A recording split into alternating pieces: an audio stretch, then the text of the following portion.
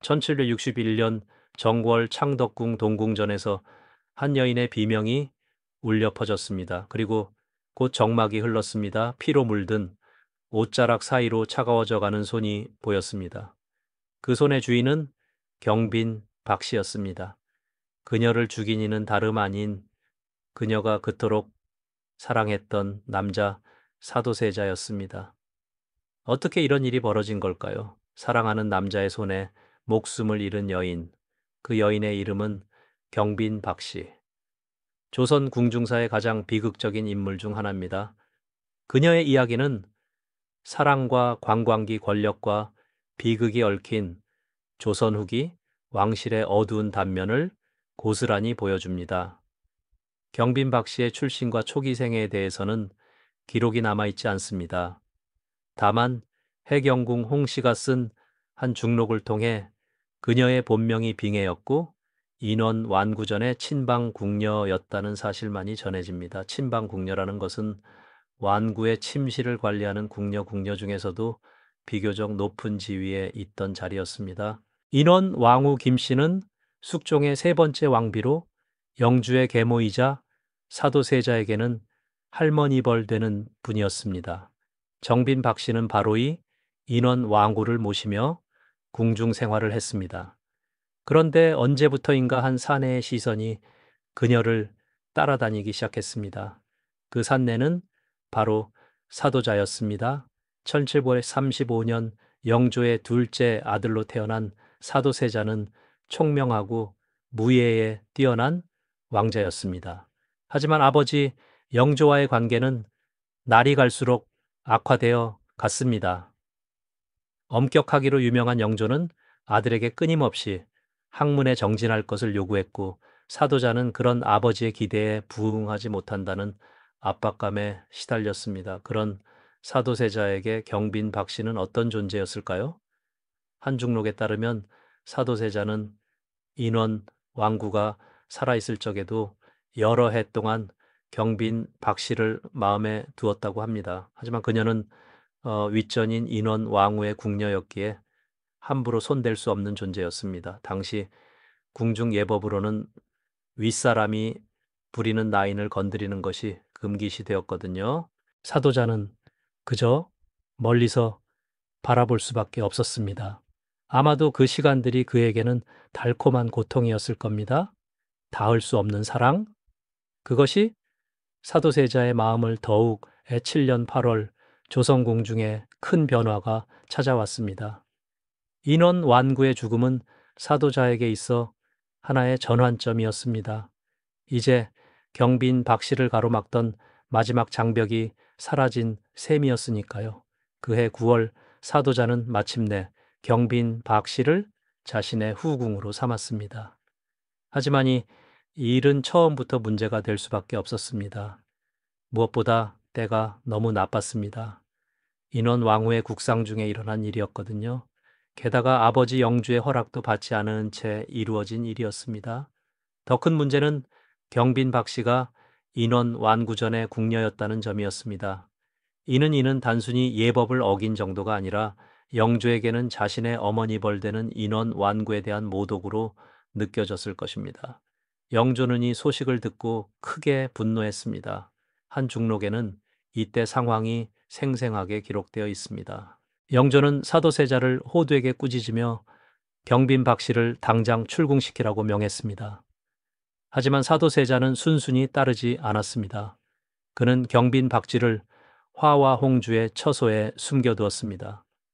화와 홍주는 영조의 딸이자 사도세자의 누이였는데 오빠의 부탁을 들어준 것이었습니다.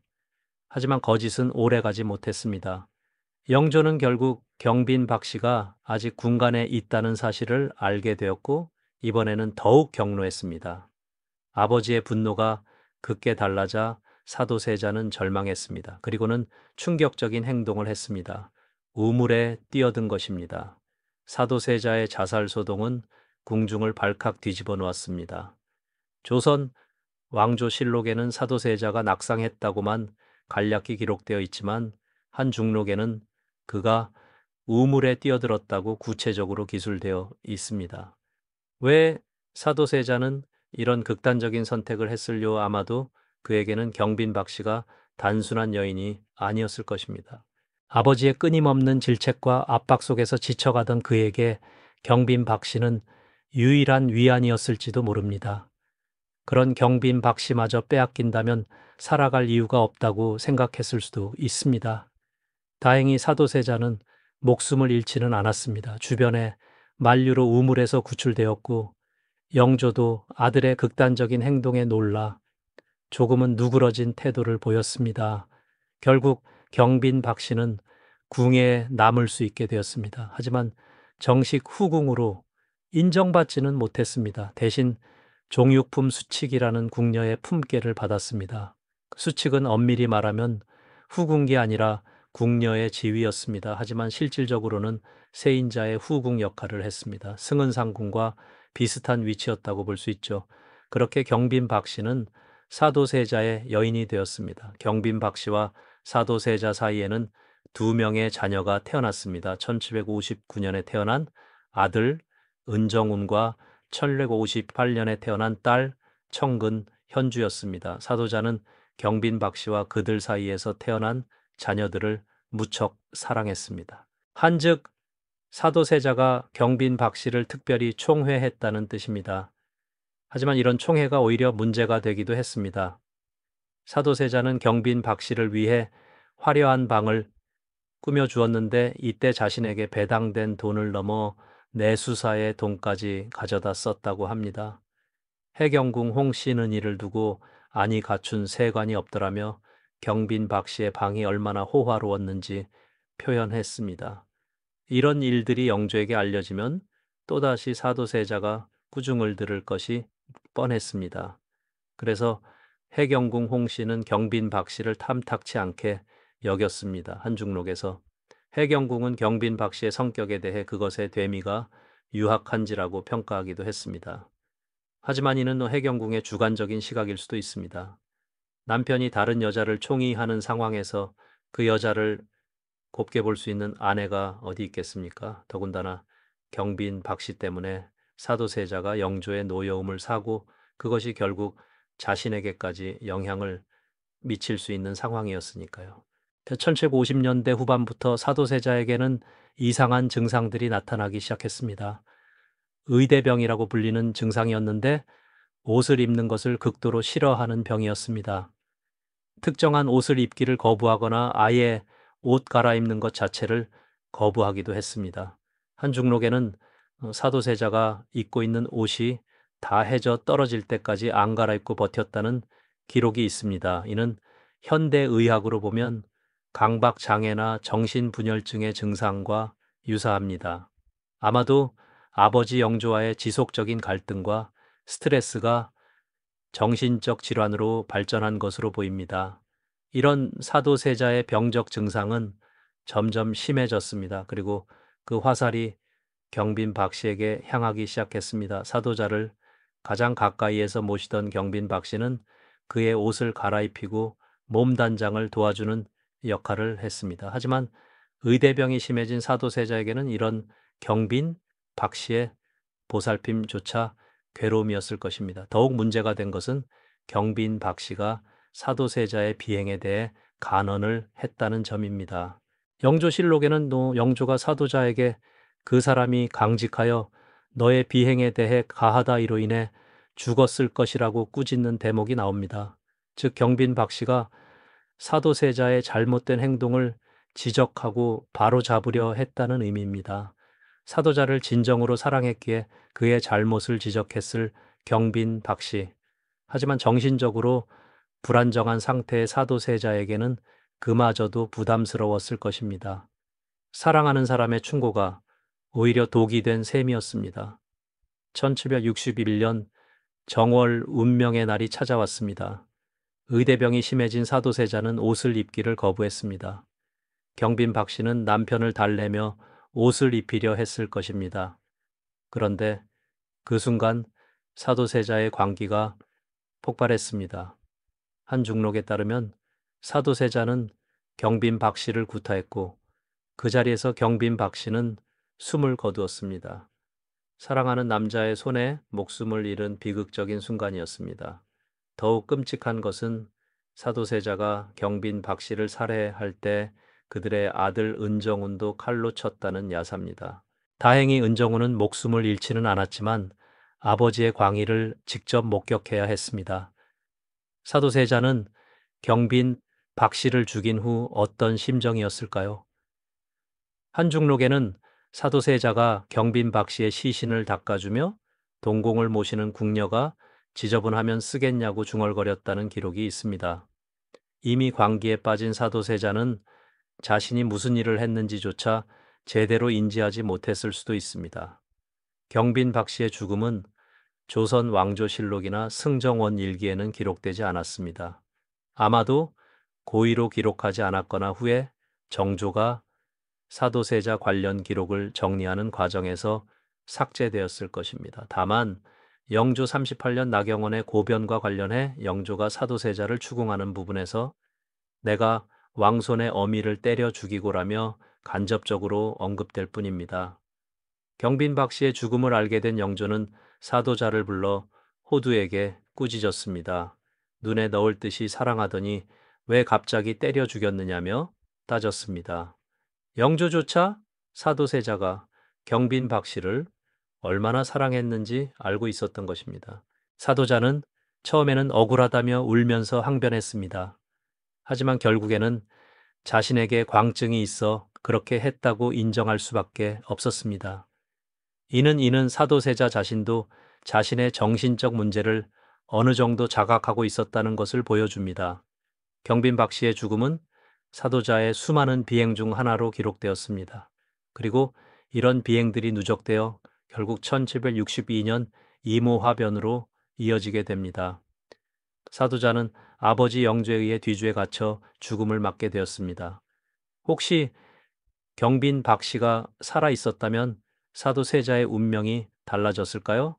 경빈 박 씨는 사도세자를 진정으로 사랑했고 그의 잘못을 바로잡으려 노력했던 사람이었습니다. 만약 그녀가 계속 살아서 사도생자의 곁에 있었다면 혹시 그의 광기를 달래고 비극을 막을 수 있었을지도 모릅니다. 빙해가 죽은 후 그녀의 자녀들은 상궁들이 길렀을 것으로 추정됩니다. 하지만 그들의 삶도 순탄하지 않았습니다. 특히 아들 은정우는 정조의 초인 177년 영모에 연루되어 사사당하는 비운을 맞았습니다. 어머니가 아버지에게 살해당하고 자신도 이복형의 손에 목숨을 잃은 것입니다. 청근홍주는 홍익돈과 혼인했지만 영조는 그녀를 그리 좋아하지 않았던 것 같습니다. 부막간택을 끝낸 후에도 3년이나 지나서야 길례를 치렀다고 하니까요. 아마도 영조는 총회하는 며느리 해경궁 홍씨의 소생인 적선주들 외에는 크게 관심을 두지 않았던 것 같습니다. 경빈 박 씨 자신도 오랫동안 잊혀진 존재였습니다. 정조가 즉위한 후에도 그녀의 품께는 오르지 못했습니다. 아마도 정조 입장에서는 아버지를 살해한 여인을 추중하기가 껄끄러웠을 것입니다. 게다가 정조는 법적으로는 사도세자의 아들이 아니라 큰아버지 효장세자의 양자 자격으로 직유했기 때문에 생부의 후궁을 추중할 권한도 애매했습니다. 결국 경빈 박 씨가 제대로 된 대우를 받은 것은 고종 때 와서였습니다. 1899년 사도생자가 장종으로 추존되면서 경빈 박 씨도 종일품 귀인으로 추중되었고 1921년에는 다시 전길품 빈으로 추중되어 경빈이라는 장를 받았습니다.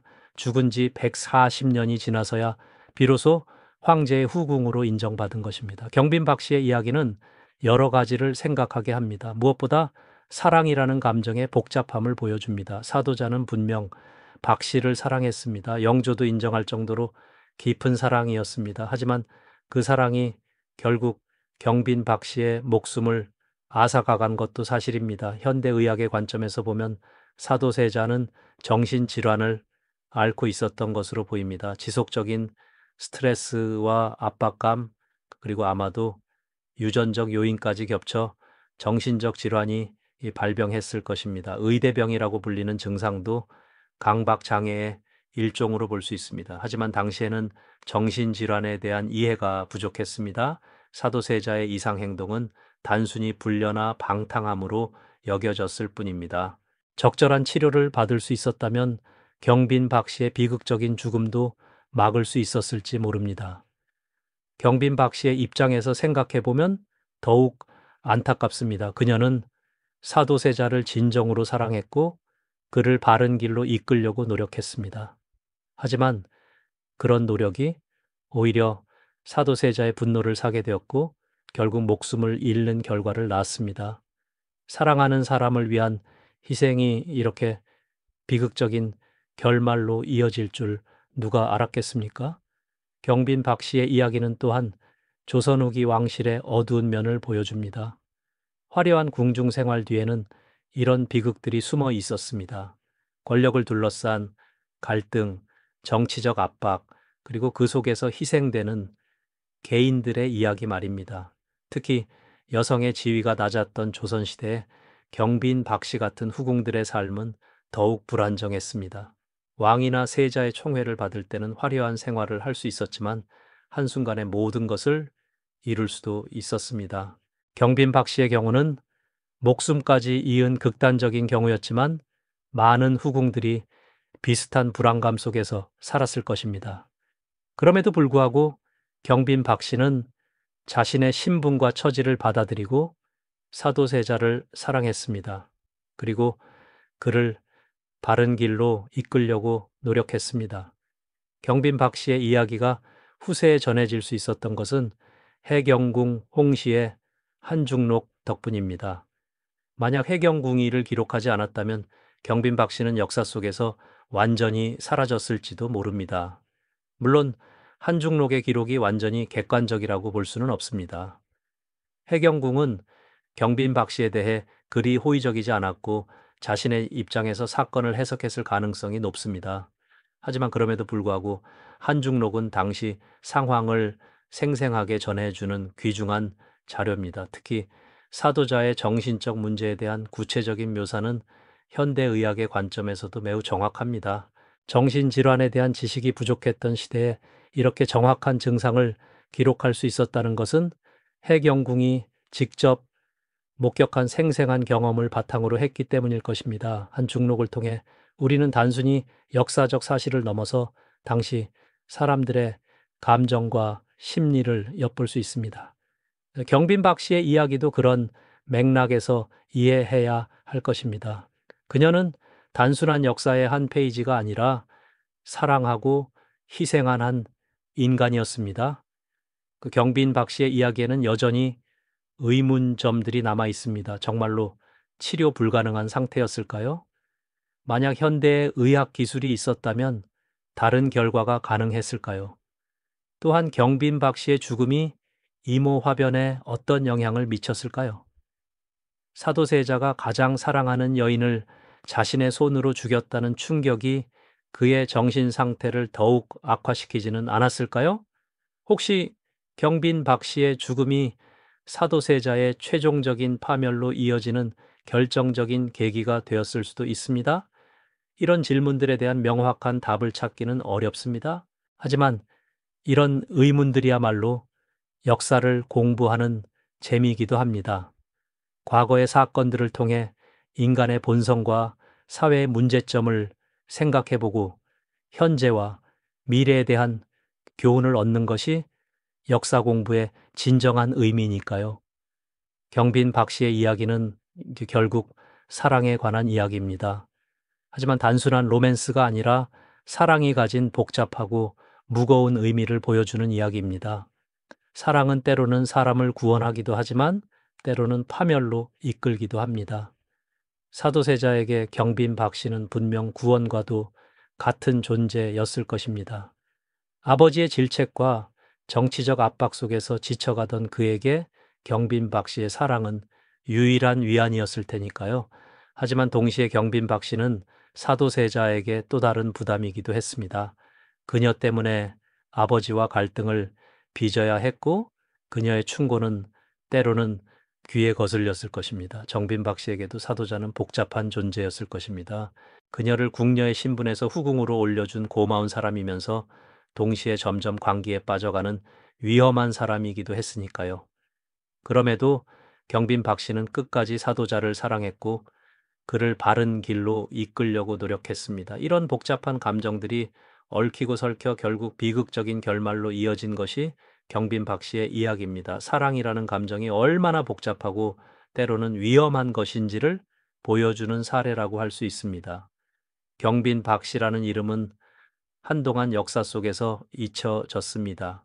하지만 이제는 다시 기억되어야 할 이름입니다. 그녀는 단순히 사도세자의 후궁이 아니라 조성이 격변의 시대를 살아간 한 여성의 상징이기 때문입니다. 그녀의 이야기는 권력의 희생양이 된 개인의 비극을 보여줍니다. 동시에 진정한 사랑이 무엇인지, 그리고 그 사랑이 때로는 얼마나 가혹한 대가를 요구하는지를 보여주기도 합니다. 현대를 살아가는 우리에게도 경빈 박 씨의 이야기는 시사점을 줍니다. 사랑하는 사람을 위해 어디까지 희생할 수 있는가? 상대방의 문제를 바로잡으려는 노력이 언제 선을 넘는가? 이런 질문들은 지금도 여전히 유효합니다. 경빈 박 씨의 이야기를 통해 우리가 얻을 수 있는 교훈은 무엇일까요? 무엇보다 정신 건강의 중요성입니다. 현대 사회에서도 정신 건강 문제는 여전히 중요한 과제입니다. 또한 권력과 정치가 개인의 삶에 미치는 영향도 생각해 볼 필요가 있습니다. 사도세자와 경빈 박 씨의 비극은 결국 조선 후기의 복잡한 정치 상황과 무관하지 않습니다.